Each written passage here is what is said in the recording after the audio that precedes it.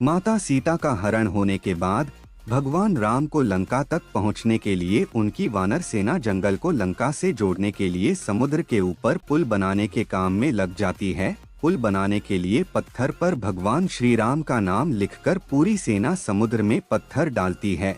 भगवान राम का नाम लिखे जाने की वजह से पत्थर समुद्र में डूबने के बजाय तैरने लगते हैं। यह सब देखकर सभी वानर काफी खुश होते हैं और तेजी से पुल बनाने के लिए पत्थर समुद्र में डालने लगते हैं। भगवान राम पुल बनाने के लिए अपनी सेना के उत्साह, समर्पण और जुनून को देखकर काफी खुश होते हैं। उस वक्त वहां एक गिलहरी भी थी जो मुंह से कंकड़ उठाकर नदी में डाल रही थी। उसे ऐसा बार बार करते हुए एक वानर देख रहा था। कुछ देर बाद वानर गिलहरी को देखकर मजाक बनाता है। वानर कहता है, हे गिलहरी, तुम इतनी छोटी सी हो, समुद्र से दूर रहो। कहीं ऐसा न हो कि तुम इन्हीं पत्थरों के नीचे दब जाओ। यह सुनकर दूसरे वानर भी गिलहरी का मजाक बनाने लगते हैं। गिलहरी यह सब सुनकर बहुत दुखी हो जाती है। भगवान राम भी दूर से यह सब होता देखते हैं। गिलहरी की नजर जैसे ही भगवान राम पर पड़ती है, वो रोते रोते भगवान राम के समीप पहुंच जाती है। परेशान गिलहरी श्री राम से सभी वानरों की शिकायत करती है।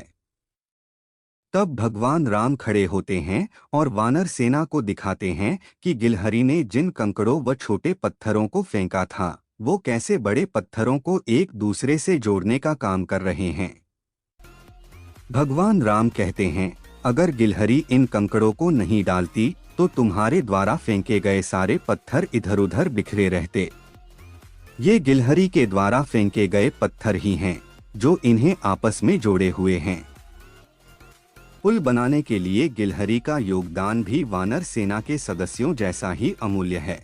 इतना सब कहकर भगवान राम बड़े ही प्यार से गिलहरी को अपने हाथों से उठाते हैं।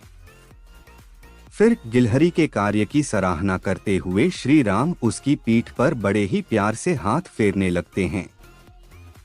भगवान के हाथ फेरते ही गिलहरी के छोटे से शरीर पर उनकी उंगलियों के निशान बन जाते हैं। तब से ही माना जाता है कि गिलहरियों के शरीर पर मौजूद सफेद धारियां कुछ और नहीं बल्कि भगवान राम की उंगलियों के निशान के रूप में मौजूद उनका आशीर्वाद है।